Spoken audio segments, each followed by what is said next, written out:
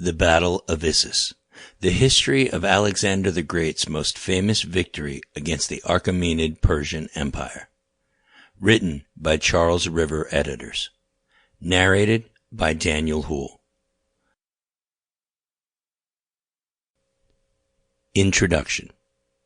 At one point in antiquity, the Achaemenid Persian Empire was the largest empire the world had ever seen. But aside from its role in the Greco-Persian Wars and its collapse at the hands of Alexander the Great, it has been mostly overlooked.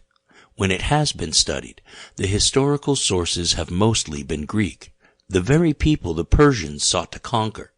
Needless to say, their versions were biased, and attitudes about the Persians were only exacerbated by Alexander the Great and his biographers, who maintained a fiery hatred toward Xerxes I of Persia due to his burning of Athens. The Macedonians targeted many of his building projects after their capture of Persepolis, and they pushed an even bleaker picture of the king, one of an idle, indolent, cowardly, and corrupt ruler. It was not until excavations in the region during the 20th century that many of the relics, reliefs, and clay tablets that offer so much information about Persian life could be studied for the first time.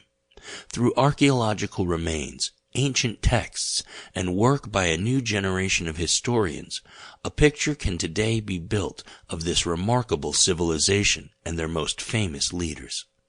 Of course, far more is known about Alexander the Great and his military accomplishments, the most important of which was bringing about the demise of the Persian Empire.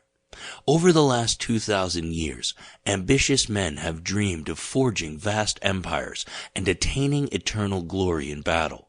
But of all the conquerors who took steps towards such dreams, none were ever as successful as antiquity's first great conqueror. Leaders of the 20th century hoped to rival Napoleon's accomplishments, while Napoleon aimed to emulate the accomplishments of Julius Caesar. But Caesar himself found inspiration in Alexander the Great, 356 to 323 BCE, the Macedonian king who managed to stretch an empire from Greece to the Himalayas in Asia by the age of 30. It took less than 15 years for Alexander to conquer much of the known world. Ever since the famous Persian invasions that had been repelled by the Athenians at Marathon and then by the Spartans at Thermopylae and Plataea, Greece and Persia had been at odds. For the past few years, they had enjoyed an uneasy peace. Sample complete. Ready to continue?